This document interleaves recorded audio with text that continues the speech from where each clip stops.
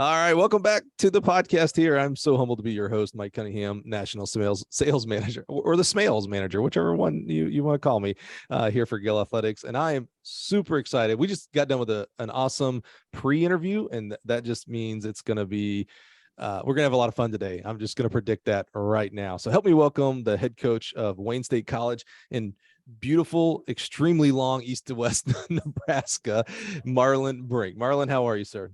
I'm good. Thanks for having me on, Mike. I'm excited, man. You know, you've got to, if you're watching on YouTube, you can see his big old smile because we just had some fun talking about topics that I don't know. Did you think we were going to talk about the difference between university and college during our pre-interview? No, I didn't think that'd come up, but it's kind of an interesting one to talk about. If you know, so to let you in on the behind the scenes. So if you know, I need you to tweet me because I don't know the reason. I guess I could look it up, but I'm going to use my crowdsourcing here. Everybody who's listening, we were talking about what is the difference between a university versus college, and how that came up is Marlon here is the head coach of Wayne State College. There is also a Wayne State University up in Detroit, right? If I remember correct. Correctly. Yep. They're in Detroit. And you know, they're green. These guys are more yellow. It's very there needs to be like, I hope you have a dual meet. You need to have a dual meet, just, you know, Wayne Square, just call it that, right? But yeah, I was like, what is the difference? I don't understand the difference between university and college. So if you know, let me know, because I want that to be put to rest, and I can be smart, maybe get a Jeopardy question right one day. But here today, we're here to learn about Marlon, man. I'm so excited and grateful that you'd be with us today. You know, I really am. I know it's summer right now, but it's days away from cross country. In fact, maybe some teams have already had their cross country teams starting to come in. New freshmen are coming in. You're probably still recruiting, and maybe, you know, the next cycle of recruiting come in. So for all of our guests, and today, Marlon, you know, to spend, you know, this is a couple hour commitment to be on the podcast. I really am just so grateful, man, that you would agree to be here and share your journey with us today. Yeah, like you said, it's an exciting time of the year. You know, whenever you start a new school year, you know, it's turning over a new calendar and a new group of athletes that you get a chance to work with, and you got new goals and new hopes and expectations for the season. And so we're really excited about that. In fact, like you said, our cross country kids come in on this Sunday, and then we start practice on Monday. And so we're excited about that. And we actually start class on Monday, August 22nd. So it's just around the corner here. Well, that's funny. You know, in podcast timeland, you're listening to this on August 22nd. So he's actually, today is his first day of school. Yeah, you know, cross country is amazing to me because, you know, when they come in, if they haven't done the work over summer, you know, I don't want to be over dramatic and say season's over already. But with track, it's like, you know, if they didn't do some stuff for the summer, okay, I got fall, you know, I got some time with them. Cross country is so tough. You got to be, you have to have done a ton of work before you get to school, and playing catch up really doesn't exist in cross country. Yeah, you're exactly right. You know, and that's one of the things that I try to stress to our athletes is that, you know, what you do in the summertime is really going to determine how well you're able to race in the fall there. And, you know, like you said, it's really hard to play catch up. You know, some of the kids that don't do what they're supposed to do in the summertime, it shows pretty quickly. I mean, you can figure out in the first week who's been training over the summer and who hasn't been. And, you know, that's one of the things that then as a coach, you got to try to, you know, pick up the pieces and, you know, make up for lost time if somebody was injured or just didn't do what they're supposed to do over the summer. And, you know, so fortunately this year is a NCAA fall festival year. So we've got 2 extra weeks. So like the NCAA Division II championships aren't until December 3rd, I believe it is. And so once every 4 years, Division II does what they call the Fall Sports Festival and pushes everything back 2 weeks later in the whole cycle. So we'll be competing right up until the first weekend in December there. We're getting a little ahead of ourselves, but I like this topic because I love to help people who don't know maybe things that are going on in Division III and NAIA and Division II and even Division I to kind of peel back that curtain. You mentioned the Fall Sports Festival. Now, I'm a little familiar with, I guess they would call it the Winter Sports Festival, where they do the indoor track championships, wrestling, and I think swimming. Correct. Yep. Yeah. All in the, also. Yeah, swimming and diving. That's like saying track without field. Thanks for you just helped me. You saved me from every swimming and diver coming at me. So they do all three of those Division II championships in one city. So I'm familiar with it because Birmingham has done that a couple of times now.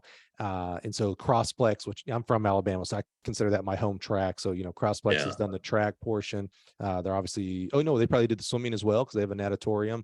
And Yep, right across from the track there. Yeah. Right. Yeah. And somewhere they would do wrestling. And it's kind of a cool idea. I don't think any other division or level, NAIA, JUCO does anything similar because you're bringing in, first of all, you have 3 national championships in one town. That's quite amazing. If you're a sports fan, I'm not sure it gets any better than that. But then you have, because it's the same divisions in Division II here. So you have a lot of schools. So you maybe get to travel with your swim coach that you never get to travel with, and your wrestling coach. What is it in fall? Do they do 3 championships again? Tell me about the fall championship thing. Well, yeah, I guess I'm not that familiar with the fall because we haven't been to the fall championships, but they do, I think it's volleyball, field hockey, soccer, and then cross country, of course. So actually field hockey might be spring. I might be wrong on that. Okay. For sure volleyball and soccer, and then also cross country. That's pretty cool. First of all, volleyball might be my second favorite. Well, I can't lie. College football is my number one. Then track, but I really, really do love volleyball.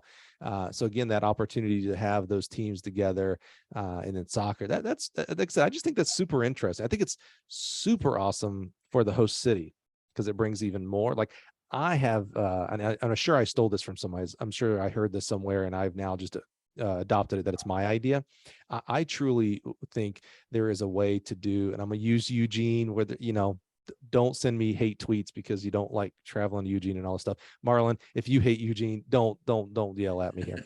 But I think like a facility like a Eugene and Austin and some other places, I think there'd be a cool opportunity to do all 3 of the NCAA division outdoor championships in the same town, same city, right? So not all at the same time, but you designate call it a Saturday through Monday is Division III, a Tuesday through Thursday, I'm just making up dates and names here, right, is Division II, and then the Thursday through Sunday or whatever is Division I. You bring so many more people into the town. So as far as economic impact skyrockets.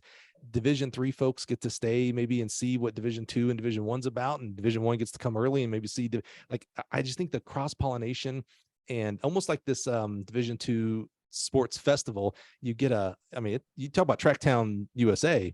Give me all 3 track championships in one area, man, and I'll go to town. That's an amazing event. Am I crazy? I mean, did you you just heard that for the first time? Are you just like, like you're nuts? That would never work. Well, I don't know. It'd be interesting to try to figure out the logistics of the scheduling with the different divisions. It'd be a lot of work for the workers, that's for sure. Oh yeah. And even like the lodging and stuff like that. That might be as much of a problem as anything. It'd have to be huge. City. Yeah, Austin. But let's not kid ourselves. Eugene just hosted World Championships. Right. Yeah. And you are going to spread it out. So I don't know how many D1s are going to come in at the same time that D3, using my D3, D2 to D1 analogy, how many are actually going to come in on the Friday, Saturday before. But you also have other tracks. Like if D3's finals are on Monday and D2 starts on Tuesday, okay, well, there's other tracks for you to get your Monday warm-ups and things like that in. And remember, the track meet doesn't last all day. Most do, but for championships, we can condense that to where like a morning session for practice. I haven't fully baked it out. I just think it's an amazing idea. That might be something to bring up at the coaches convention. That idea rolling there. Let me tell you how much they pay attention to me at the coaching convention, my friend. They're like, go to your vendor booth, go sell your batons. That's the USTFC don't want anything to do with me on that. Okay, we are 10 minutes in, Marlon, and we have yet to talk about you. I am so sorry. No problem. But let's get into it, man. So, some time, and whether you were an athlete or were not, but at some point in your life, and it may have been during your athletic time period, coaching changed for you. It went from something that's done to you. I have coaches that tell me what to do and I go execute, to an idea of like, oh, wait a minute, like I could be a coach. Like this could be my job. Where does coaching as an idea, as a profession, start for you?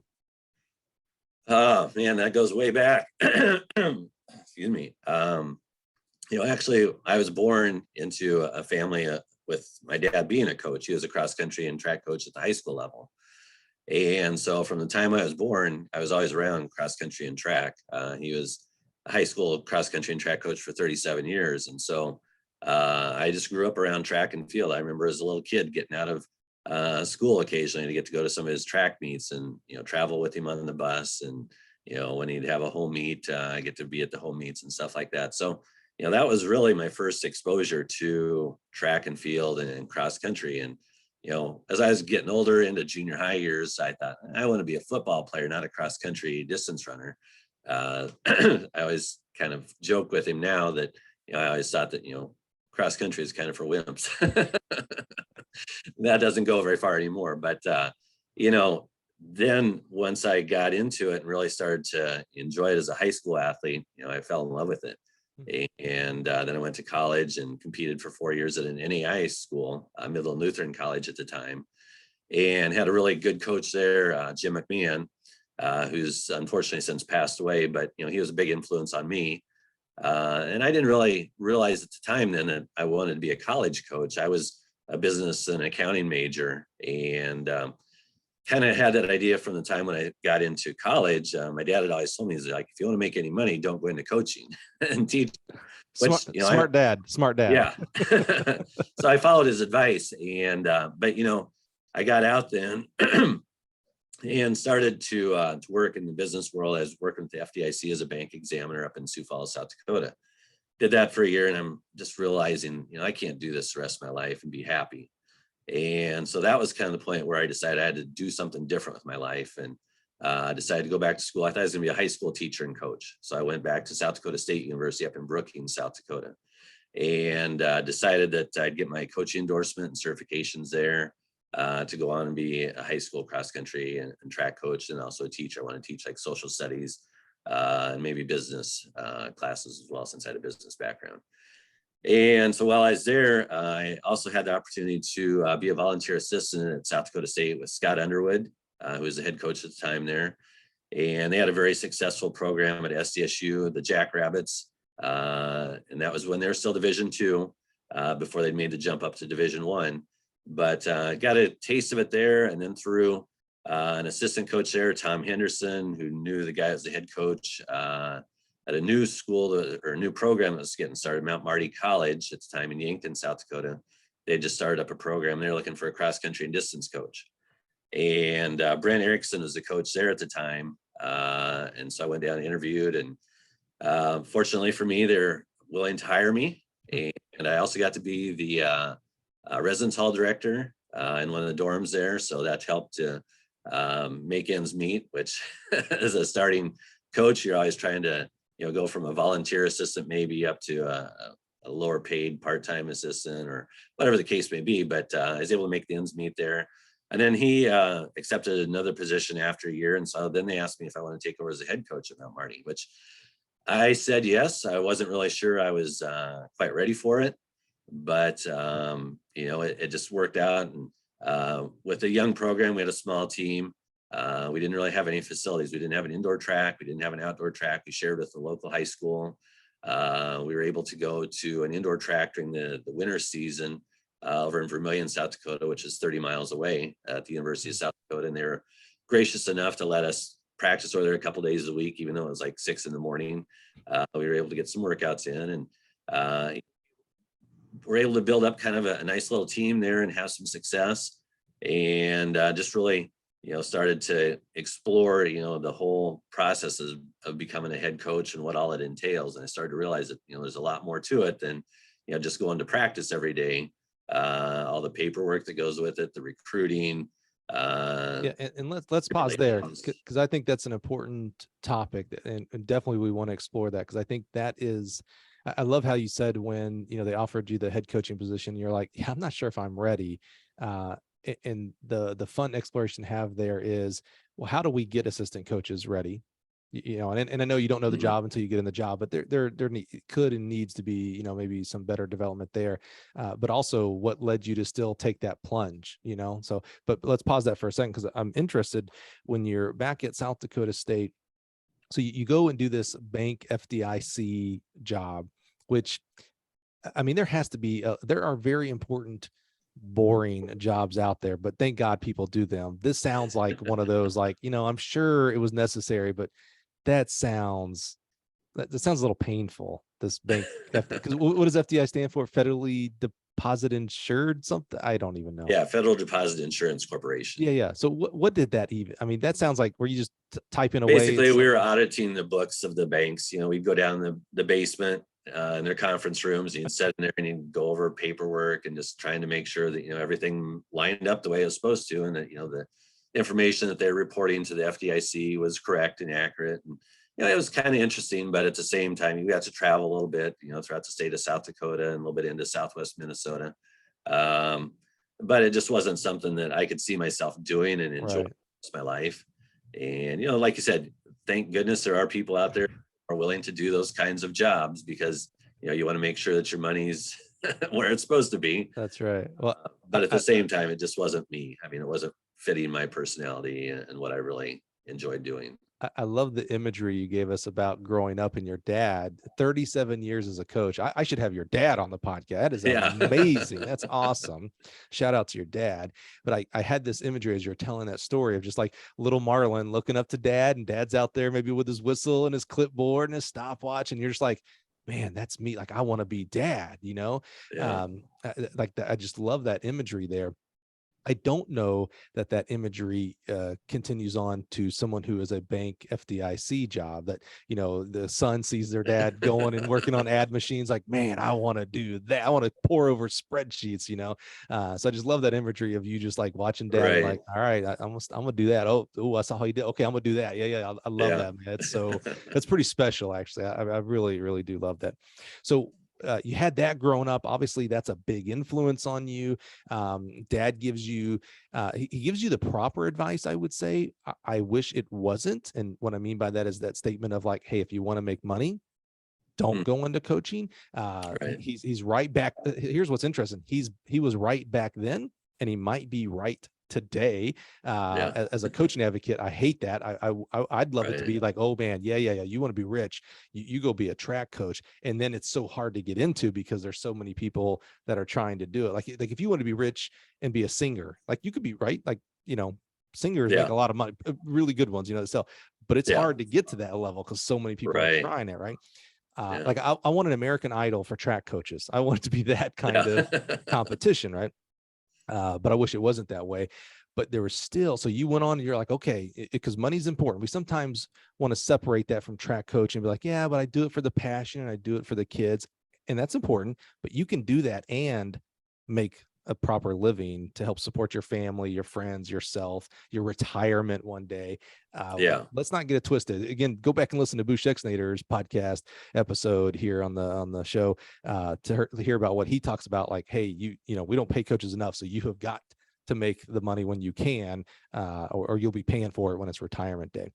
So you go out and you try to do the money job. There's no passion there, which I don't know that anybody can blame you on that. And you go to South Dakota State. That was a GA type of position you're doing. I was strictly a volunteer assistant. So, while I was stocking shelves at Hy-Vee and doing telemarketing work, which actually I found out later in life was kind of a good thing with recruiting.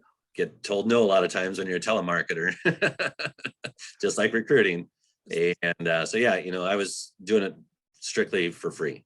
So you good opportunity and opened some doors and made some connections, which, as anybody in the coaching profession knows, it's not necessarily what you know, it's kind of who you know and making those connections. You said that, get the job. You said that word twice, connections. There's a reason why the podcast is called Connections. That's exactly right. Yeah. Exactly. They're again peeling that curtain away. You kind of get in my mind of why we named it the Gill Athletics Connections podcast. That's right.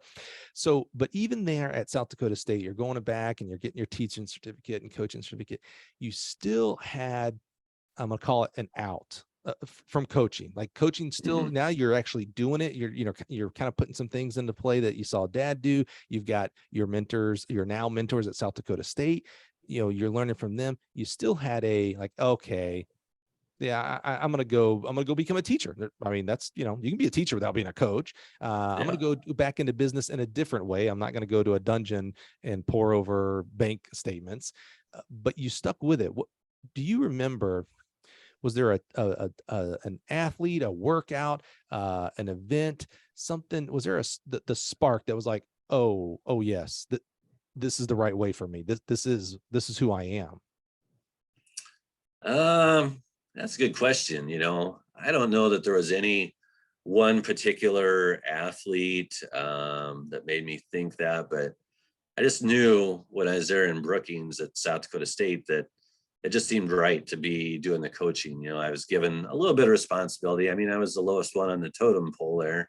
And, but I got to do a lot of things. I actually worked with the assistant coach who was with sprints and hurdles and jumps, and learned a lot about that because as a distance runner in college myself, I didn't really necessarily pay that much attention to some of the other events.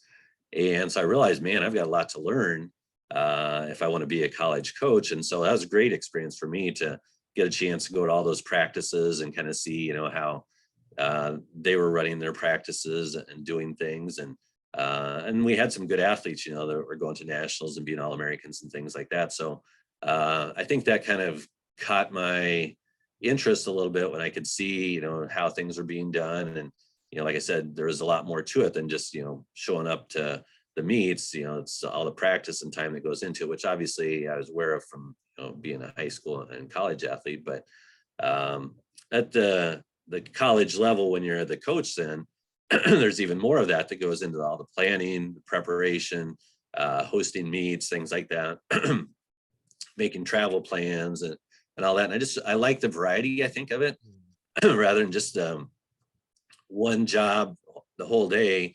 You had different things going on throughout the day that were always kind of changing. You always had to be able to deal with those, and you still do. That's one of the things I still tell people I enjoy about this job. That's a great point. Sometimes on the outside, when we're thinking about getting into coaching, like maybe when we're an athlete, and certainly not every coach comes from a strictly athletic background. There's plenty of amazing coaches who didn't do our sport. We think of and I think it comes from because we come from it from the athlete side. We're like, oh, I go to the track. I get on the long jump runway, or I put my miles in on the cross country course, or through our routes through the town and things like that. But reality is sometimes that might be this much, a small part of it. It may be the most important part as far as athletic performance, but as an assistant coach and definitely as a head coach, you mentioned, I mean, you rattled off maybe 6 or 7 things, and I bet you we could add 6 or 7 more. You didn't have recruiting in there, recruiting. Yeah. You didn't have alumni in there. You didn't have fundraising in there. There's 3 more. Right. Budgets. But yeah, exactly. Yeah. You're probably pretty good at that part, I think. Yeah. Yeah. So you do South Dakota State. You're a volunteer coach. You're I hate to say you're getting your feet wet, but you're coaching and getting help or helping the full-time assistants and head coach. And then you go to Mount Marty College. I love that you had to be the residence hall director. I wish you didn't have to be the residence hall director, but you did that to make ends meet, to make this thing happen. And then you get the opportunity to be a head coach. As you were transitioning to that head coach position, so now you've been an assistant for a while. You kind of, you're still green, but you're not straight rookie, right? You're a sophomore, maybe junior, Junior, yeah, at best, right? It's like that's as far 3 as years of experience. I'm still not sure that what they saw that they thought that I was ready to do it. But yeah. What surprised you the most transitioning to head coach? I would say kind of the things that I was mentioning before, all the behind the scenes stuff, getting ready for traveling, working with the different event groups, because we were very limited. We didn't really I had one part-time assistant coach in, so I was kind of coaching a little bit of everything because that part-time assistant wasn't even able to be there all the time. And, so like I said, I really didn't have that much experience with the other event groups. And so It's just one of those things where it's kind of like, we're going to get through this. We're going to learn together a little bit, sometimes working with the athlete. I remember one athlete in particular, Julie Henricks. She was a All-American for me in the heptathlon, but she'd been there for a year before I got there and really knew the events well. And so we just kind of collaborated together. If something wasn't working, we'd talk through things, and she's like, maybe this is what we need to be doing. And I'm like, well, that sounds like a good plan. And so, if we could kind of figure out the best way to, approach, her workouts and stuff like that. I was learning at the same time that I was trying to coach her, and probably not the best thing that, in hindsight for her experience to have to deal with a coach that was kind of a rookie, but at the same time, that's what it was, and we were going to make the best of it. And we did well despite that. And, some of the other kids that I had then too, we kind of did kind of a similar process where it's like, we can talk through some of this stuff, and, every athlete kind of has their favorite workouts and stuff like that. And part of it is, getting the athlete to buy into what you're having them do. And if they don't buy into it, it might be the best workout in the world, but it may not be the most successful for them. And so when we started to do some of the workouts, I kind of started to realize that, if they can buy into it, I'm going to have more success with them than if I'm just giving them something that I've found in a book or on a website or something like that, maybe some other coach is using, but, had different circumstances. Like I said, we didn't really have any real facilities. So, facilities was always kind of an issue for us, dealing with the lack of facilities and trying to, make do with the best of what we could kind of cobble together. And that was always kind of an interesting challenge in and of itself. You mentioned something that got my wheels turning there, Wayne. One of the goals of the podcast is to bring value to others. You've coached for, I told Marlon, I apologize, I don't do research before, which is a good and a bad thing, I guess. How many years have you coached now, Marlon? Well, this will be starting my 31st year. I had 2 years at South Dakota State, then 6 at Mount Marty, and then I've just finished my 22nd year here at Wayne State. So this will be starting my 31st year total. First of all, bravo that you've been at 22 years for one place. I think that says a lot, not only about the profession, but of the person. So, you've been coaching for 31 years. There are, dare I say, hundreds of people listening that will listen to this episode that aren't 31 years old. Yeah. And I don't mean that as a shot, meaning like, right, they're right. green. We talked about the freshman, sophomore, rookie. They're green, right? You mentioned, because when you said you had a pretty good heptathlete, was going to national, I think maybe even said she was All-American. Like, yeah, that's striking because, multi combined events coaching super hard. I mean, it's hard to coach a 100-meter sprinter. It is hard to coach a 5,000 meter runner. You name the event. That's hard. It's like we sometimes forget what hard is. Winning is hard. Coaching someone to be much, much better is hard. A multi, you're just adding complexity because while there are some similarities between events, right? You have the 100 hurdles and the 200. Sure, there's a lot of similarities there, and you have the long jump. There's some similarities, but the 200 is different than the 100 hurdle and the 200, the shot put and jab and blah, blah, blah, blah, right? But you mentioned that you guys, because you didn't, I'm going to overstate this here, Marlon, you didn't know anything, air quotes there. Don't get mad at me. I'm not, he knows where I'm at on this, that you worked with her. I believe you said her name was Julie. Yeah, Julie Henricks. You worked with Julie, like, hey, so what felt right? What, maybe you probably asked her, like, what did you do in high school that worked? Or what did you do last year? You mentioned she'd been there year before. And then you guys continue to build the relationship of coach to athlete and your own coaching. And we're going to talk about, your efforts into coaching education, how you got better there as well. But there's this, I don't know if I'd call it a term or thought process, but there's this thing, I don't know what to call it. It's not a theory, about unconscious and conscious incompetence and competence. And what it means is when you first start something, whether it's a job or a passion, you are unconsciously incompetent. You don't know what you don't know. Right. And as you were talking about that working with Julie, that's where I felt like, oh yeah, he didn't know what he didn't know. He just kind of getting into it. There are probably events in the hep that you're like, I've never thought about doing the shot put. I have no idea what we do. Can you just chunk it farther? I don't know. As you continue to learn and gain experience, you quickly move into consciously incompetent. Like, oh, okay, I know I don't know enough about the shot put. and then you get to make a decision, by the way. I get to, all right, I'm gonna go learn, or all right, I'm just Yeah. gonna stay dumb. I don't know anything about shop. But Yeah. that moves into consciously competent. So you gain experience coaching a heptathlete, you go to coaching education, etc. And then real mastery becomes when you become unconsciously competent. You don't have to think about a lot of things. It's stuff that you've done. The experience kind of takes Yeah. over. It's some people might call it the flow state. We talk about that with athletes. There is that with coaching as well, right? Mm-hmm. The danger in a lot of things comes in when you're consciously competent, because now well, I'm pretty good. Like I know a lot of things. And so you lose a lot of those things that moved you from unconsciously incompetent to consciously incompetent, meaning you lose curiosity, you lose learning. You know it. I'm smart. I know that I know things. Yeah. And then when you get to unconsciously competent, you realize, oh, like I still need to do investigation and curiosity and learning. So it just really struck me. It's a real big, maybe it's philosophy that those 4 stages I was talked about. We actually talk a lot about that here on the sales professional side of, like, when we get guys and gals in here that become our sales reps, they come in not typically, everyone comes from some kind of track background, coaching background of track. But they don't know the equipment side, like you got to be here to kind of know that side of it.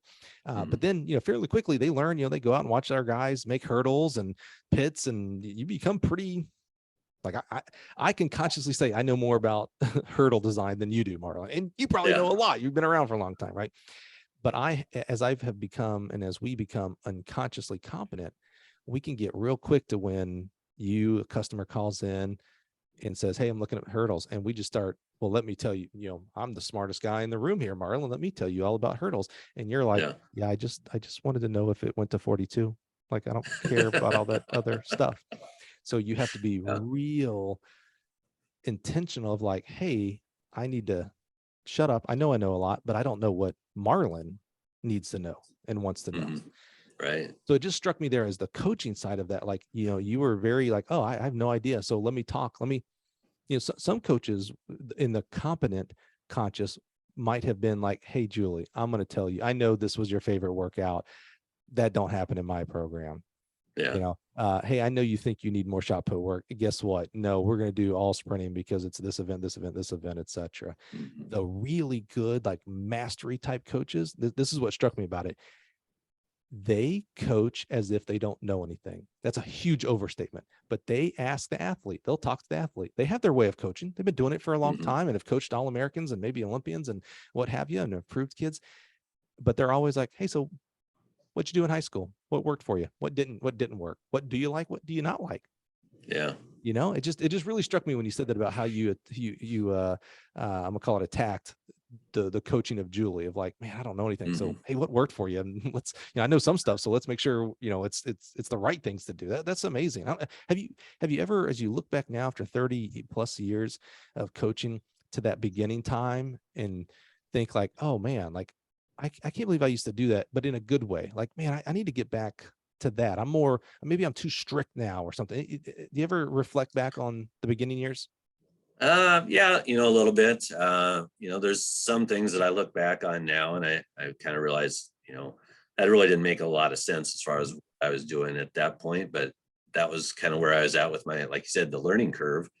And sometimes you don't know what you don't know, like you said, and that's kind of where I was at. So when I look back on some of the workouts that maybe I did in the past, I'm like, I would probably do things a little bit different now than what I did previously. But I always feel like you should be learning, as a coach. And like you said, I always have that curiosity. I still teach track and field theory class here at Wayne State. And I always enjoy it, because it kind of makes me go back and we go through all the different events in the class. And, these are for students that want to eventually become teachers and coaches.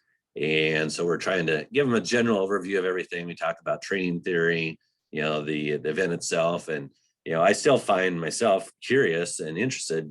There's a lot of stuff out there now on YouTube and on the internet that wasn't available, 30 years ago when I started teaching the class.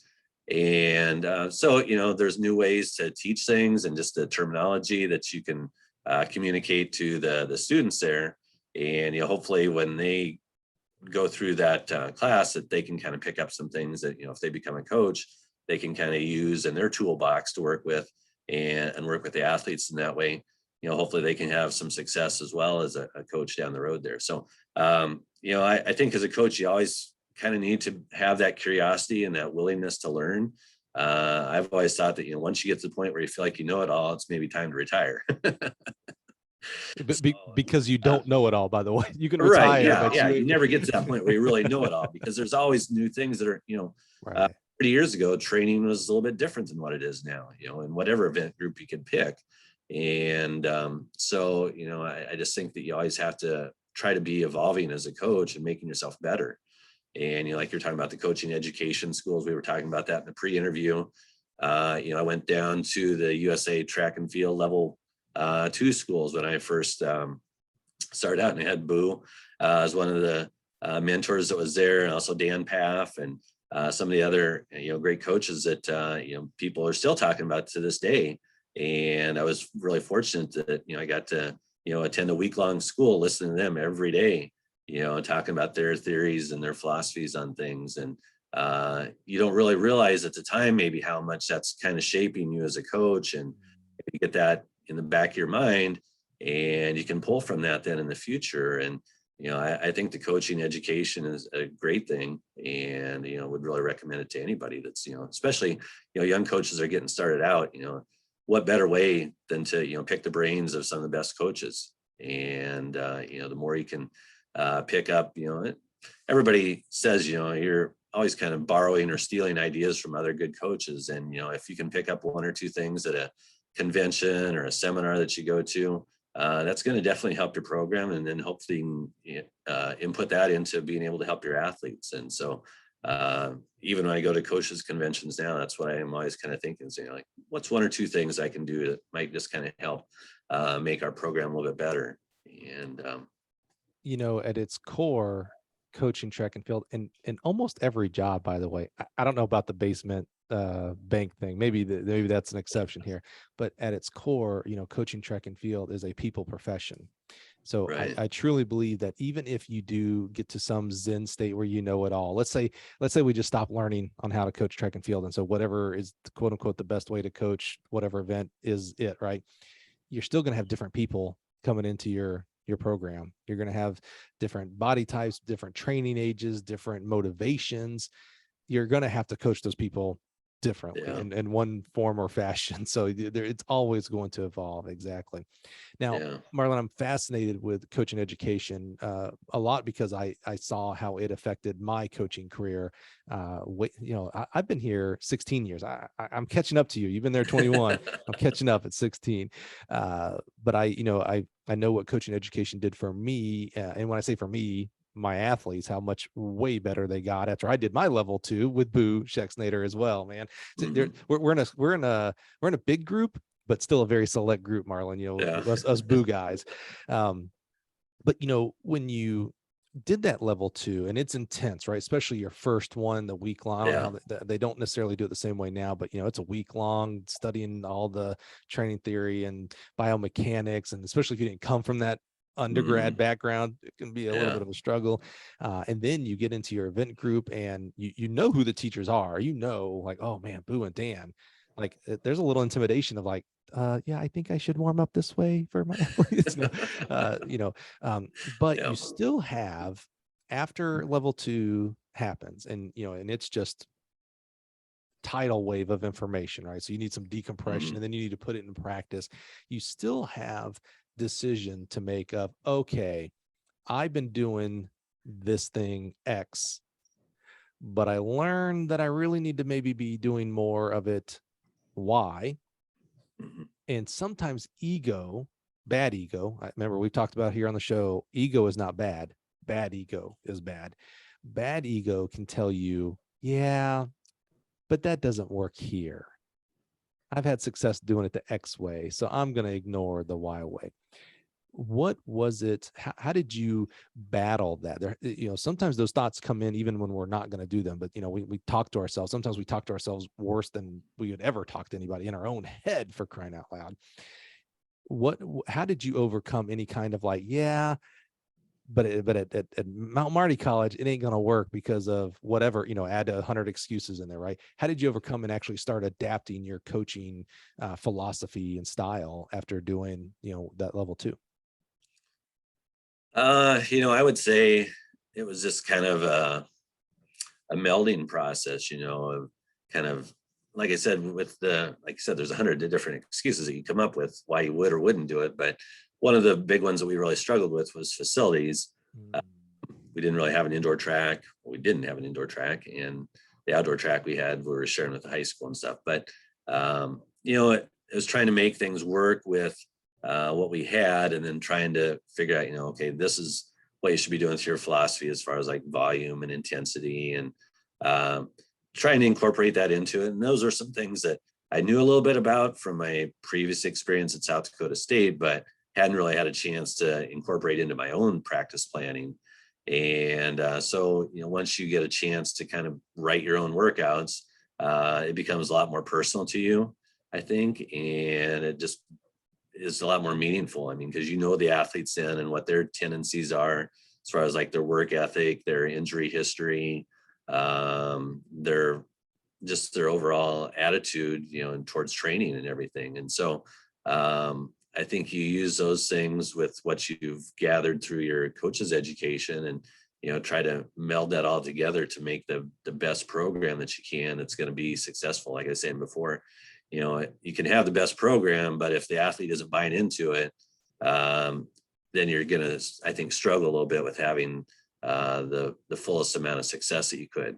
And so there is some things that, sometimes I think maybe I cut a few corners, to be honest, to get athletes to buy into it. But once they started to buy into it, then it was a little bit easier to pull in a few more things that I'd learned through the coach's education program, and start to, having them do some of those things, and just instead of throwing everything at them at once, pull in a little bit at a time and just gradually make those changes. And that way, you can get to where you really know that you should be doing, or the right way to be doing things. That's the art of coaching, right? First of all, I'm not sure it's ever correct. And I would love to, maybe I should have asked Boo this, and Dan is on our list. He will be on this podcast one day. I'm not sure ever doing a wholesale change is correct. Unless you were just doing absolute terror. Like Marlon, you're like, I make all my 100-meter sprinters run 100 miles per week. Boo said that's not right. Maybe I should make a wholesale change. But you probably maybe had the same experience I did when I did my level 2 with Boo. There were a lot of things that Boo taught that I was like, oh, sweet, I do that. Like, I believe in this, sweet. Right. And then there were things like, oh, I'm getting them in the wrong order. Maybe I'm doing speed endurance. And we don't talk X's and O's. So I'm treading lightly here. I don't want to get into that. There's some other amazing podcasts and resources out there, like Coaches Ed, USTFCCA, and USATF, and Altus, and some others.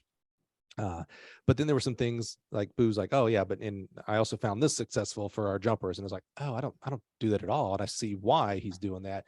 I should maybe start incorporating that. So I think, that the way you described that, it was the right way, and the art of it is your facility is maybe way different. Your training age of your athletes may be different. You may be getting kids that, to use the Boo and LSU kind of analogy, they may be getting a ton of javelin throwers. Maybe 90% of the javelin throwers they get have high school experience because they're in Louisiana. Okay. And you're in Nebraska. Wait, do we have javelin in Nebraska? No, we don't. Okay, good. Okay, this analogy continues to work then. And you're in Nebraska and you're getting javelin throwers. You're like, yeah, I'm making javelin throwers. Like, they don't even know what this toothpick is.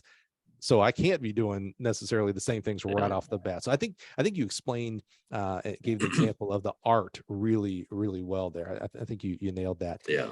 I've seen this with coaches, even through coaching education and doing, what I would consider the right coaching education, meaning doing it and implementing things like that. I've seen them struggle when they silo themselves. Meaning they go to the coaching education, which is a non-silo thing, right? I'm maybe talking to the other students and definitely listening and talking to the teacher, but then they get back home and they just go forth for the next 4 or 5 years. And, they're not still talking to peers and asking questions. were there any, as you did level 2, and you know, maybe that for me, it was like the big light bulb. Like I had no light bulb and then had light bulb. It was amazing for me. But so you have these new ideas, and you know, you're implementing the art side of it because of facilities and your particular stance there. Were there any people that you reached out to continue the conversations from coaching education? Yeah. You know, some of the ones that I kind of think of, you know, one of the first ones that I think I reached out to was my old college coach, Jim McMahon at Midland, Lutheran College and Midland University now. He was one that I'd reached out to. Scott Roberts was a friend of mine that I'd ran with in college. He was wait. My Scott Roberts, Alabama, Lindenwood. Yeah, yes. You're Scott. I love Scott Roberts, man. Come on. Did you say you ran? Yeah, we went to school together. We graduated in the same year together. Oh man. Midland. See, I knew I liked you. I've known Scott forever, man. That's awesome. Okay, sorry. I was like, how many Scott? Of course, you keep saying Jim McMahon, you know, your coach, and I'm like, okay, I know it's not the Bears guy. Right. It's not that. So when you said Scott Roberts, I'm like, well, that's a kind of a common name. Maybe there's others. That's awesome, man. Love it. Love it. Keep going. Sorry, I didn't mean to. So yeah, you know, he was coaching at Iowa State at the time there. He was one that, you know, he was a sprinter hurdler guy. And that was what I did when I went to the level 2 schools, is I went for sprints and hurdles, and then relays. And that was the first year. Then the second year I went for jumps, I believe it was. And so, you know, I knew that as a distance runner, I had a lot to learn in other events. So to me, it seemed better to try to learn in the other event groups through the coaches' education schools, and kind of use what I had from my prior knowledge with my distance running experience to coach the cross country and mid distance and distance runners. And then I was able to have, like I said before, a part-time assistant. He worked with me with the throwers. And so I kind of just turned the throwers over to him and let him work with the throwers.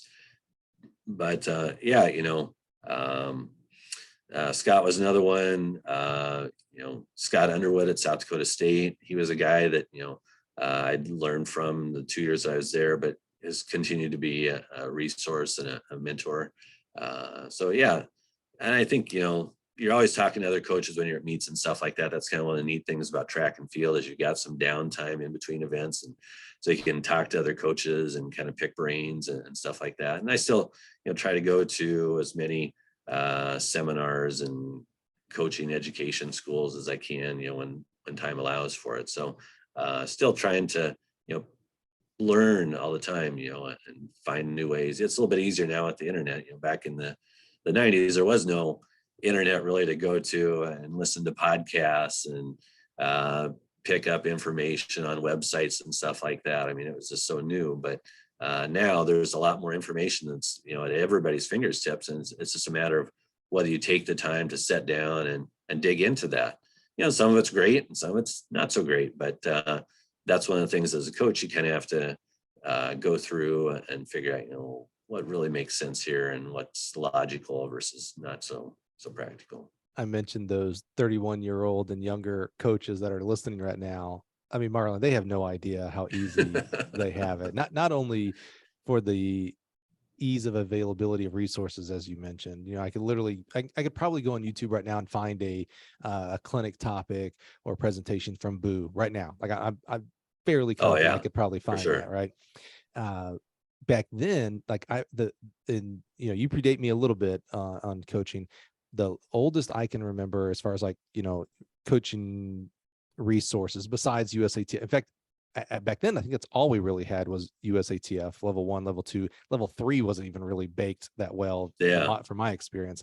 But the only other 2 resources I can remember are the Speed Dynamics VCR tape, Speed Dynamics 1 and 2 with Kevin and Lauren. I think it was Lauren Seagrave. Lauren Seagrave. Which I wore those out though. I mean, those somehow need to make a comeback, by the way. They were amazing. And then 2 was the VHS tape that you could get from USATF, where they would show you you'd buy the 100 hurdle tape, and it would show you the 100 hurdle, all the prelims and finals from that year or the year before's USA Nationals. They'd show it to you from the front in a slow-mo, they'd show it to you from the side in a slow-mo, the other side, behind. And so you got to just watch back and forth and watch different techniques and things like that. No talking, by the way. No one actually saying, hey, look at, you know, so-and-so in lane 5. No, it was just quiet video and a bunch of different angles. I mean, people would cringe right now if that was all they could find in coaching. Oh yeah. So not only do you have all those resources you mentioned, amazing coaching education, and you have people like Kaba and Chris Parno and other guys that are doing their own. So Sammy Dabbs doing amazing solo presentations through Zoom and stuff like that. But now you have access to coaches easier. You used to have to, you 31 and younger, you're gonna this is gonna blow your mind. You used to have to pick up a phone to call Bushek's name. First of all, you had to find that phone number. That in itself, you didn't just Google his phone number. You had to find that. They used to have this thing called a phone book, but you didn't have it for Baton Rouge. And you have to call someone now. And obviously, email made things easier. But now also, I can DM a coach and get an answer within minutes, typically. And not only can I do that for a coach anywhere in the US. So if I'm in Seattle, I can DM a coach in Miami, New York, etc. I can DM a coach in Japan and Australia. I mean, you flatten the world, man. There really is no excuse to not be trying to work better at your craft. I mean, what excuse do you have right now? There is none. There is none, right? None. Okay, let's put a pin in that, Marlon. I think coaching education might come back up again, but let's put a pin in that, because you talked about moving from assistant coach to head coach there at Mount Marty College. And we just explored, for the past 20 minutes, we talked about all these amazing coaching education, how to get better at coaching. But we also said that that's this part of your job. There is all the other stuff: budgeting, travel, recruiting, fundraising. Again, we could list 10 more, right? What resource, how did you learn that? Is probably the easiest way to ask that question. I mean, you can't just learn it all by trial and error, and you forgot to pay the hotel and like, oh, well, they just gave me rooms anyway. That just don't work. So how does someone who's a rookie head coach today, or someone who doesn't even know today that next year they're going to be a head coach, what is your recommendation, your advice for that person who's like, okay, I know I need to do a budget, or I know I needed to work on travel, but where do I go? There is no USATF level 1 coaching procedure, head coaching manual, that side of it. What's your advice there for someone who is either struggling or doesn't realize they're going to struggle? Right. Yeah. I think you got to be just not afraid to ask questions, like if you were to come in and take over my job here, I would say, some of the things you'd have to talk with, like the business manager. There's a procedure for, how you order things when you go on the road to travel, how you're going to pay for the hotel, the meals, the bus contracts, all that kind of stuff. Your athletic director hopefully is going to be a good resource for you as well, to talk to that person and make sure that, kind of how things have to operate to, follow the rules of your university or your college that you're working at. And, I would say 9 times out of 10, those people are going to be more than willing to help you, but it's kind of getting over the ego, like you said before, being afraid to ask. There's a good ego and a bad ego. And if your ego is too big, and you're afraid to ask, then you're probably going to set yourself up more likely for failure. If you're not afraid to ask questions, it might seem stupid, but if somebody knows that, hey, this person's never had to travel on their own before, where do you pick up the car to go on a recruiting trip? Where do you turn in your expense report and things like that? I mean, my assistant coaches right now, when they ask me, it's like, well, okay, we'll work you through it and figure out, so that way the next time, because those are important things, but they maybe seem trivial at the time, but it's going to help them, learn how to do it. So that way in the future that, they can do those kinds of things. But, even if you're taking over a program in another school, don't be afraid to reach out to other coaches that, have that experience. And, they'll be, like I said, 9 times out of 10, more than willing to share with you that information that, they've picked up over the years. And, if somebody were to call me up right now or email me or text me, whatever, I'd be more than happy to, share with them the information that works for me. Now, it doesn't mean it's going to be the same at their particular school, but chances are it's going to be somewhat similar. And, that would hopefully be a good resource for somebody starting out. What did you find the most challenging to become proficient at it? Was it again, I'm stereotyping here. I don't feel like it was the budgeting part, but was it the organization for travel? Was it how do I get plugged into alumni to, for fundraising and, program culture building? What did you find the hardest, and how did you kind of overcome that? Um, Boy, that's a tough question. I think recruiting is always a challenge because it's certainly changed now Mm. how it used to be in terms, like you said, reaching out and contacting kids. That's still the number one thing, is reach out and contact them. But now it's different, as far as like how you contact them, and staying on top of that and building relationships with coaches that maybe can help with recruiting their student athletes at the high school level. The alumni thing is something I know I could be better at, and would like to, grow as a coach, and, just reaching out to alums. Not that there aren't alums out there, but, there's just only a certain number of hours in a day, and to try to allot, a certain amount of time to, spend with, working on developing those relationships with alums. I think that's, important to do. But, setting it up as a priority that, every week you're going to do a little bit, whether it's 2 hours a week, to reach out and, talk to one or two alums. I think those are important things. So, the paperwork side of things, like ordering equipment and the budgets and stuff like that, I don't think that, generally that's not a terribly hard thing to do. But there are some hoops you got to kind of jump through, as far as like, getting the purchase orders for your school to follow their procedures and everything like that. But yeah, I mean, there's always things that, come up that you aren't expecting, that, you realize, oh, I could do better at that than what I've been doing. You brought up a good point about, the many hats that you have to wear as not only as a track coach, but specifically as the head track coach. Uh, it amazes me when I look at like a lot of football teams, and I'm not talking about just the University of Alabama's, Florida's, et cetera. I'm talking about probably down to Wayne States and MIT's, et cetera, the number of non-coaching positions that we have on staff, the offensive analyst, the defensive analyst, they'll have a team of 5 videographer, Yeah. more, it's just amazing. And I'm not saying they don't deserve them. And I'm not, on the flip side, putting down tennis and golf, but their rosters are so small. And so depending on how long the coach has been there, how long the program's been there, you just don't have the same amount of alumni going on that you do in track and field, because we are typically pretty large number driven. And then you don't have so with the number of athletes, you have more complexities with your travel, charter buses versus vans and things like that. It just seems like, it seems like we're getting better as a whole with more director of operation positions in our programs. But it doesn't seem like we have a very, like, I don't know anybody necessarily. I know there's a couple programs that have 2 DOs, that they'll have like an internal DO and an external DO. But I don't know that we have enough of those, that we just like, hey, Marlon, here, do it all. And it's like, yeah, I know I wasn't expecting to do a 40-hour week in this profession. I get that, but I didn't know I was going to be expected to do a 400-hour a week expectation. And by the way, I have family. I'd like to have a personal life, some hobbies or passions outside of work. Right.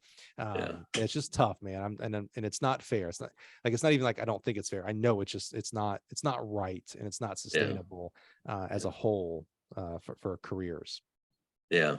You're right that there is a limit to, how much you can do in a day. And like you said, to have a family life and some other outside interests. I mean, I've got a wife and 5 children. And it's like, my wife always is like, well, you got to make time for us too. And I get that. And, I think that's one of the things that, sometimes is tough for coaches, is to try to find that balance. And especially if you feel passionate about the sport, which I think the majority of the coaches that I have come across do, but then to find that balance, so you can have a family life and some outside interests besides track and field. My wife always kind of also gives me a hard time about, she's like, well, you just enjoy going to work all the time. Like, well, I enjoy it because it's something I'm passionate about. And so it doesn't really ever seem like work to me, but at the same time, you have to find that balance. And that's one of the things that I think is kind of nice about NCAA Division II, is they've always kind of had, as one of their mottos, is life in the balance, more so for the student athlete, but I think also for the coaches too. is that you got to try to find that balance, between work and your outside life, and just trying to make everything mesh well, so that way you don't get too burned out. Having a vacation, in the summertime, it's nice to have a little bit of time away from the sport and stuff, even though you really love it. Yeah, I think track lends itself to the work hard, hustle hard, 100%, 24 hours a day, 7 days a week mojo, because of the nature of the sport. It's not Hmm. it's track is just like not like any other sport out there. So I think it just kind of lends itself to that.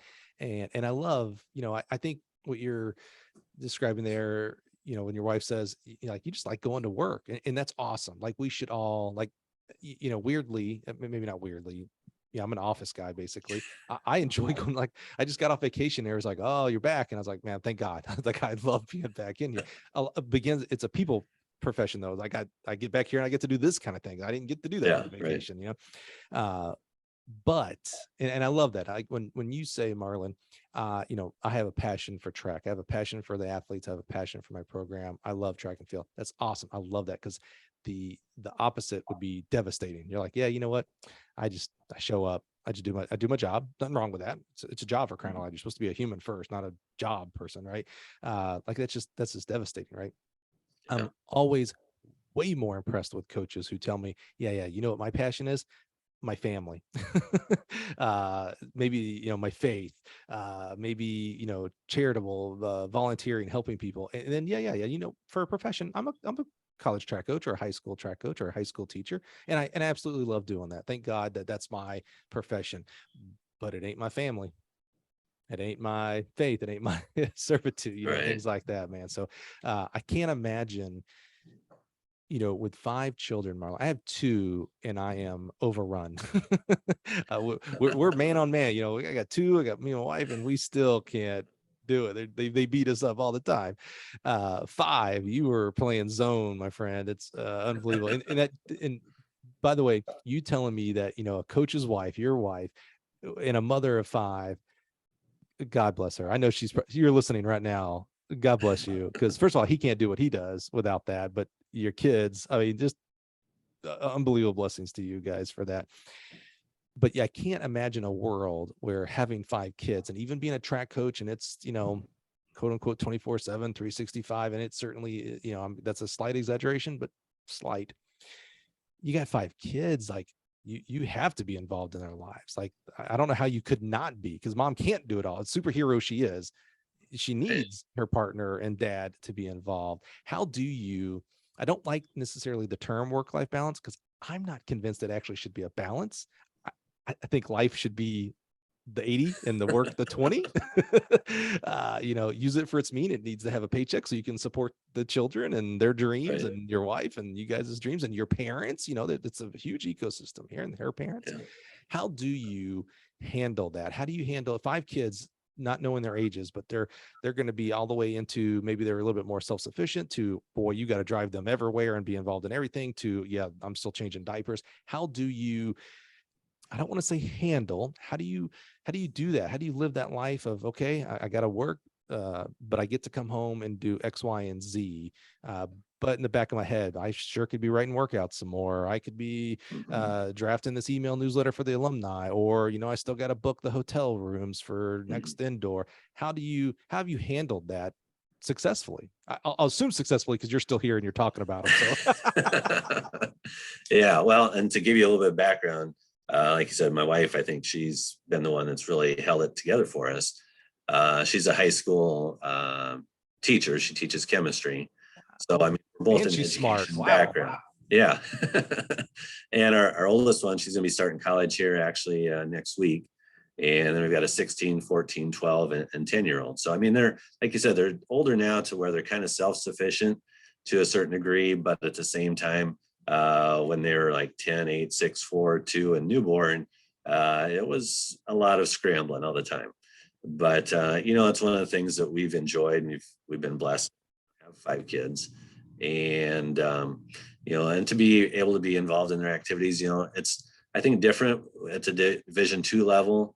And then we're in a small town. It's a community of 7,000, so you feel pretty small and confined and safe here. So we're able to, zip across town if somebody's got a piano recital going on, or, different things that the kids are involved in, to try to make some of that stuff work out, to be there. Like you said, you still want to be able to be a part of their lives as well as, what you got going on with work and everything. And so, we've just found a way to make it work. She's not a coach, fortunately. If she were also a coach, I think it'd really be tough to be two coaches in the same family and having conflicting schedules.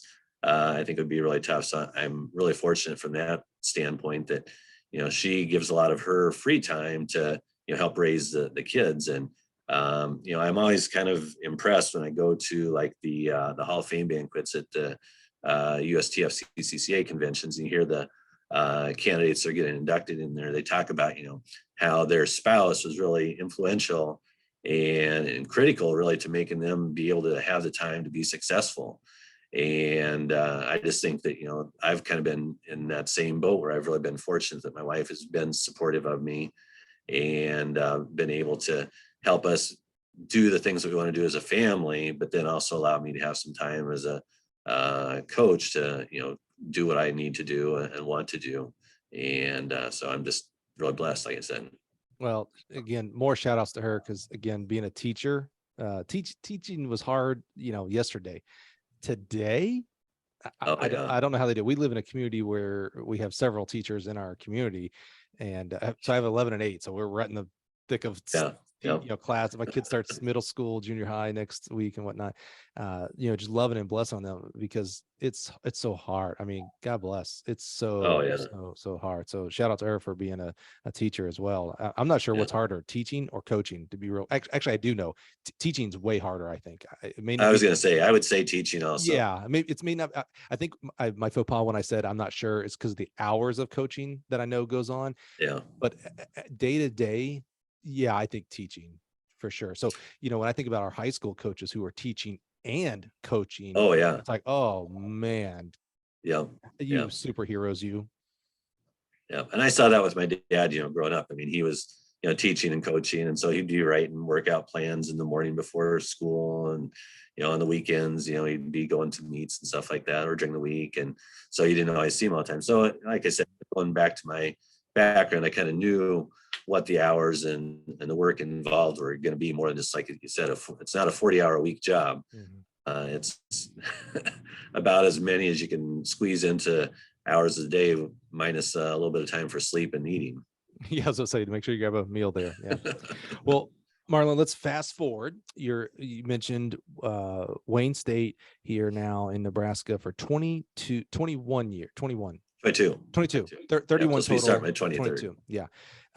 Which is amazing. A few years ago, I was sitting with some coaches at the convention, and we were talking about coaches that had been at an institution for a length of time. And there were about 5 we could name off, snap a finger real quick, Curtis Fry and a Mouse Holloway and guys and gals like that, Amy Dean. And then we thought a little bit harder, and we came up with about 5, 6, 7 more. And then we were stumped. I mean, we got to about 15-ish, Al Carius, I think, guys like that. And it was like, we're done. Like, it was like, oh, what about so-and-so? Yeah, she's only been there 5 years. What about so-and-so? Yeah, he's only been there 4. It's like, wow, that it doesn't happen that often. So 20 plus years, man, bravo, because not only are you surviving and thriving, but you are surviving. There's ADs that come in, your own, like, oh, maybe this school will be better, or maybe this job would be better. Maybe I should get out of coaching and go do this. As right before we went on, I read a Facebook post of a very good friend of mine, Dan Tomlin at St. Ambrose in Iowa. And his Facebook post was, I'm announcing that I'm leaving St. Ambrose and I'm leaving coaching. This is a young guy. This ain't the guy who's ready to retire. He ain't 60 plus. He's probably younger than I am, for crying out loud. And he didn't necessarily give specifics, but it's like, man, he is not the first one that has left coaching this year that I'm aware of. Right. And it's like, man, remember I want the American Idol of track. I want more people to want to be and to get paid, right, to be coaching. So to be at 20 plus years at one institution, man, bravo. That alone is to me, that's a Hall of Fame worthy credit right there, my friend. So talk to us about Why did you go from Mount Marty to Wayne State? Let's start there. I assume you're doing pretty good at Mount Marty. What made the reason to change? Well, I was looking at it from the standpoint of being able to advance my career. When I was younger, I thought, eventually someday I'd like to get up to being a Division I level coach. And so I thought, well, the next step is to get to Division II. And it was close. It was only an hour away from Yankton, South Dakota, where Mount Marty's located at, to Wayne State College. And I knew the head coach here at the time, Brian Kavanaugh, was the previous coach before me. And he had said, hey, you might want to take a look at Wayne State. He's like, I'm getting out of coaching. Like you said, he's into, some computer work stuff now, which he was very good at and still is good at. And so the job opened up. I came down and interviewed for it. And, fortunately, they hired me.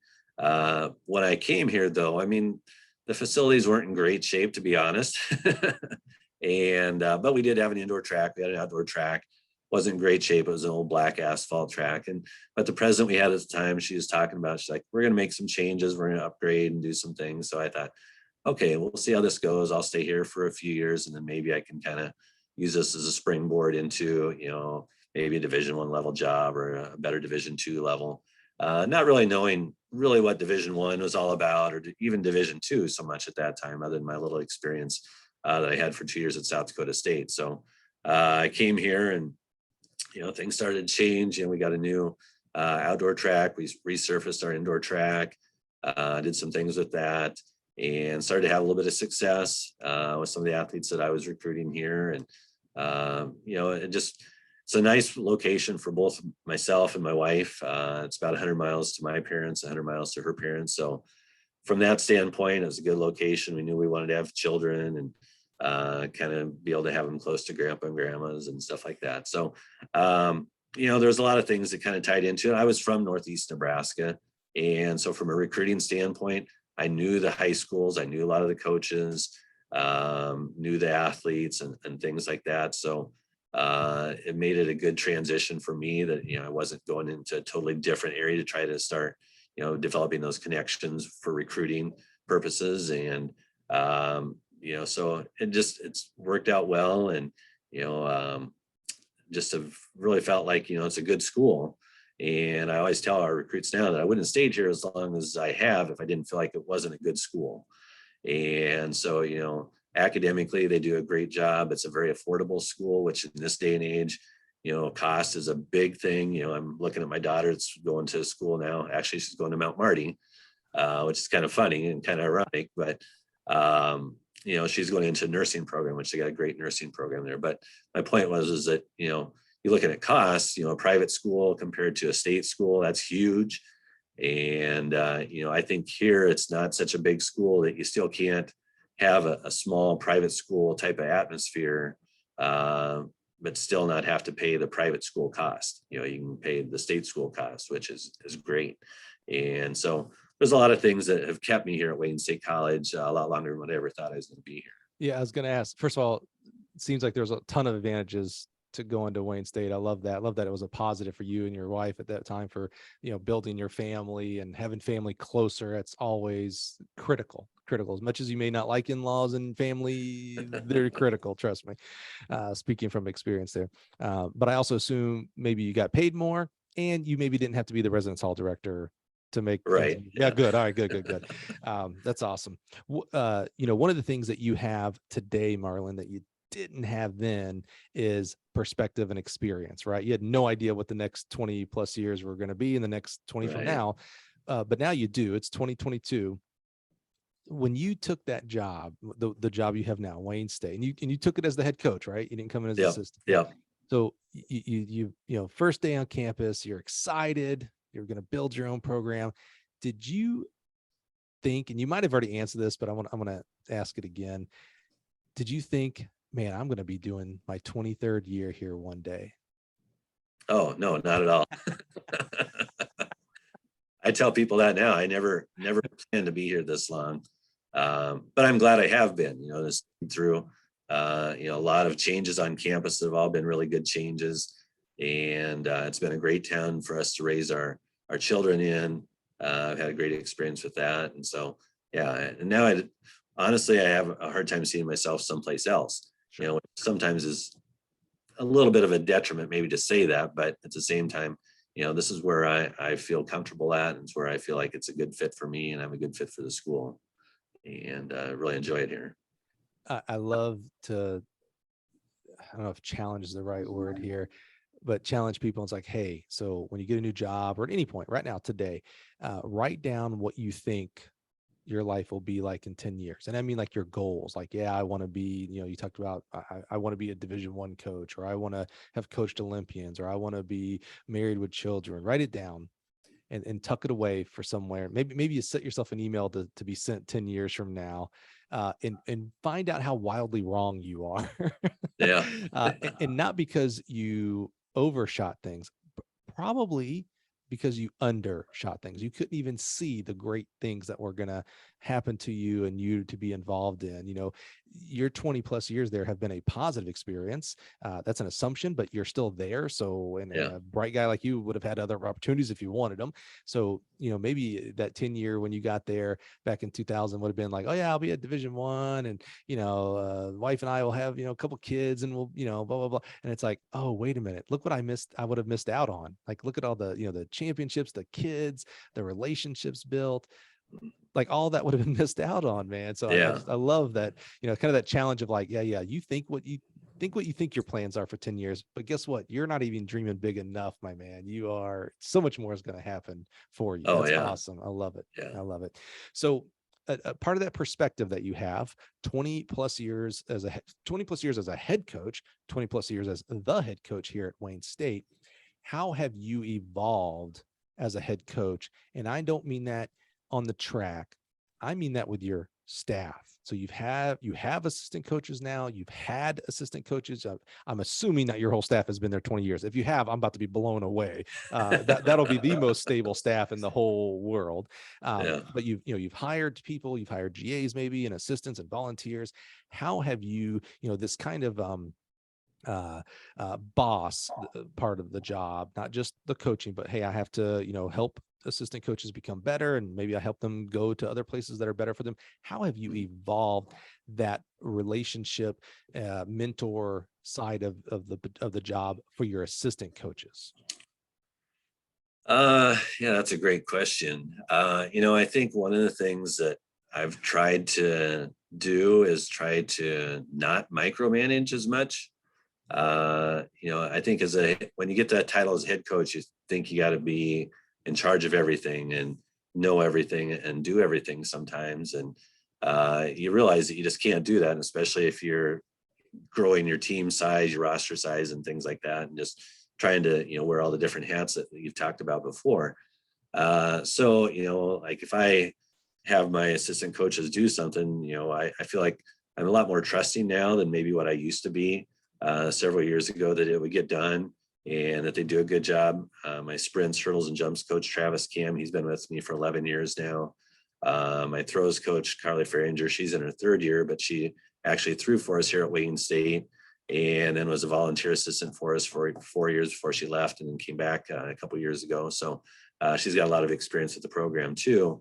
And, I just feel like now I have a lot more faith and trust in those coaches to know what the right things to do and the decisions to make are, rather than feeling like I have to talk through everything with them all the time. And as a head coach, I mean, that's really nice because you've got that, confidence that your assistant coaches are doing a good job. And that gives you the confidence to do a better job, I think, as a head coach then too. Are you intentional? So I have to imagine you're very intentional with your athletes. You maybe not written out, but you have in your head kind of a 4 to 5 year plan with your kids. Maybe you're bringing in a new multi-talented kid, and you're like, yep, by year 2 or 3, he or she's going to be a combined event, or we kind of have this. We're going to be intentional in how we coach the athlete. How much intentionality do you do with your assistant coaches in regards to, you mentioned your throws coach who was an athlete, so you've got a lot of experience with her, of like, hey, by year 2 or 3, I'm going to have the expectation that she's booking our travel. And Travis, you're on year 10, man. If you should be in charge of equipment. Are you intentional with those types of assignments, because those will help them become head coaches one day if they so choose? But also to your point about like, hey, you know how I don't do 400 hours a week? I've got Travis and I've got my throws. How intentional are you, and have you become more intentional as you've grown in your 20 plus years as a head coach? I guess I don't know how intentional I am with some of those things that, I do try to, get their feedback on things, and then we try to talk about it as a coaching staff here. And so I think that's one of the things that we try to collaborate together and figure out what's best for the program. And it doesn't mean that necessarily everything that they say, I say, well, yeah, we're going to do that. And vice versa. They don't necessarily do everything that I say that, I think we have to do. But I think that we have that trust between each other as coaches and as peers that, we feel like, we're making the best decisions for the team and the school and the program here. And so given that, I feel like we work really well together. I think our personalities mesh well, and it's been a good collaborative experience for all three of us, I think. I love that. I didn't mean to kind of set it up like, hey, you're not being intentional. I think the real asset there is that you are doing it though. I don't hear you saying, yeah, I know it's a 400-hour a week job, but Mike, I'm the only one who can do scheduling and budgeting and equipment purchase, etc. Like, oh no. Yeah. We get our assistant coaches involved. And I think that's going to help them. First of all, I think it helps you in the program immediately. But if they ever, if 10 years down the line, I'm interviewing Travis for his new head coaching position, and I'm like, so were you ready? And he's like, I knew I wasn't, but boy, Marlon helped me. Like, I already knew how to do the equipment and scheduling because Marlon put that on me, and we worked together. Like, I that part was done because of what the leadership that he gave me. So I think you're doing a great job of that delegation, which is that opposite word of micromanagement, right? And doing that. So I love seeing that development through your career there. Marlon, it is an hour and a half in, my friend. So as we wrap up today, first of all, I'm tickled pink. I am going to refer back to this episode for a long time because your openness and authenticity about the different aspects of coaching and becoming a head coach are invaluable. The discussions we have with coaching education, which we've had several times, and they're always great. I can never stress the professional development on the coaching side, but you really helped us to dive deep into the professional development of the other stuff, which a lot of times can be the majority of what we're actually doing as a coach, and maybe specifically as a head coach. So I'm just so thankful for that. As we wrap up today, Marlon, you're going into your 23rd year. Complacency can sometimes set in, and I hope that's not what's happening here. I don't get the sense that that's happening here. So give us kind of a 30,000 foot level. What's got you excited about Wayne State College track and field and cross country coming up this year, next year? What's got your juices flowing, and you just can't wait to get started? Well, there's a big thing that's coming up here is we're going to be building a 300-meter indoor track. We're going to be breaking ground on that starting next March, 2023. And that's going to be a huge game changer for us. We really feel like it's going to have 6 lanes, and it's going to be within a bubble structure, 100 yards of turf on the infield. It's going to be a multi-use facility, obviously, for a Division II school. It's got to be that. So it's going to be used for football and soccer and baseball and softball practices on the infield areas there as well. But, right now we're on a 160-meter track. So, I mean, to go from a 160 to 300, you're basically doubling your track size. It's going to be like walking into the wide open oasis, I guess. So our fellow friend, Division II, Pittsburgh State, when I coached JUCO in Kansas, is before they had their new facility, and they had a 160-meter track. And I'd never had experience on that. So I took our kids over, and the 200, they're just skidding out into the next lane. I was like, I'll never do this again. I was like, maybe I'll bring my 60 and 60 hurdlers and long jumpers over, but I will never do the 2s and 4s and even the 8s. No, I just won't do it. Yeah. And now, we were just there for Division II indoor nationals, and you just walk in, and there is no comparison. Night and day does not give the justice to what they've done with their facility. That's what you're going to experience. You've got this 160 meter. It's hard to even call that a track. You know that. I'm not right. bashing. You're going to get this 300-meter palace for your program and for your kids and for your coaches. That's amazing. I'm so excited for that for you. Yeah. We're definitely excited, and I think the kids are excited about it too. It's been in the works for a long time, knowing that we needed a new type of field house. There was talk that we would do like a 200-meter track. Then we started to realize, well, if it's a 200-meter track, you really can't do much on the infield. You could put a little bit of turf down there, but it wouldn't be a good multi-use type of facility. And so we kind of hashed through it for a long time. And I said, if we're going to do this, we may as well do it right, because it's going to be here long after we're gone. And, the coaches and teams and stuff that are going to use it down the road there, we may as well, get ahead of the game a little bit and do it right if we're going to do it. So, I'm not saying that they just took my advice on it, but it's nice that we are doing that, because, the 300-meter tracks are great. And, they're going to help us a ton, and it's going to help the whole athletic department here at Wayne State College. It's not just track and field only, and it's going to benefit from it. All the student athletes here are going to benefit from it. And so that's going to be huge for the whole athletic department. Yeah, I think facilities, multi and single track facilities are better when the track, when the track coach is involved. They don't need to be overly involved, because there are some things in the construction process a track coach just doesn't necessarily know, and it's boring. But when it comes to the track and like where the placement of the long jump forms and vault and things like that, like you should certainly be talking to the men and women who are going to be standing on that track on a daily basis. So I love that they actually like, hey, we're considering 200 because of cost. That's probably their first thought. It's pretty understandable. But then you're like, hey, so if this is multi-use, 300 would allow us to do X, Y, Z with no problems, by the way. And you start thinking about facilities like Kent State and Spire, and again, Pitt State, you just look at it and you're like, oh yeah, this well, there's a track here, and certainly it's going to be an amazing track. But yeah, football can be here, lacrosse can be here, soccer can be here. There's so much more. I think about Notre Dame's big tribe. I mean, there's just so much more you can do with this. I'm so happy that they listen to you. You've got cachet. Are you the godfather at Wayne State? Meaning, are you the most tenured there, longer term? I guess fortunately or unfortunately, yes. Survivor, baby. Here several years ago. I love it. Well, I'm glad they give you the respect that you have earned, my friend. That's awesome. Thank you. Well, I'm excited as well, man. Like I said, I've seen, what Pitt State's program has done, and other programs that have built, not just 300-meter tracks, but built new facilities. And it's a game changer. It really is, especially in a state like Nebraska with weather and such, man. It is a game changer. I can't wait to see, what recruiting happens, the performance of the athletes that are there, team performances. It's going to be, like I said, night and day doesn't even give it justification, man. That's awesome. So happy for you. Yeah, thank you. So we're excited about it. We feel like it's going to, move us forward a big step in terms of our team development, our athletic development. And, they're also stepping up some things with scholarship resources, which we didn't necessarily have the best situation before, and it's going to be improving. There's some expectations as far as like bigger roster numbers and stuff like that as well.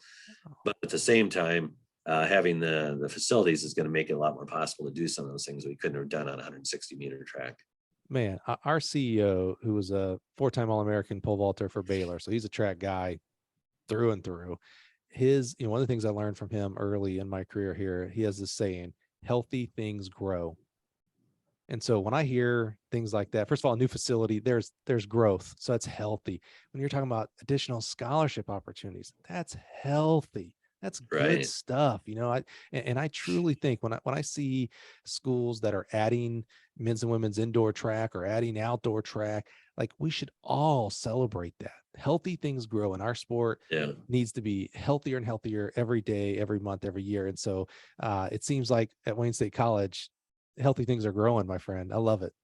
Yeah, for sure. Awesome, man. That is the best. That is the mic drop exclamation mark way to end a podcast right there, Marlon. I'm so excited. Well, again, Marlon, man, An hour and 45 you gave me today, and I'm so blessed for that. I know you're busy. Kids are coming. Again, by the time you're listening to this, it's first day of school for Marlon and his staff, man. So I'm just so thankful because I know there's a lot of preparation. I'm part of your now 400 hours for the week. You could be at home with the wife. She's right now listening, going, "Yeah, Mike, he was with you instead of back here with the kids helping me out here." Yeah. A piano recital to go to. So, Right. but again, just so thankful for you, man.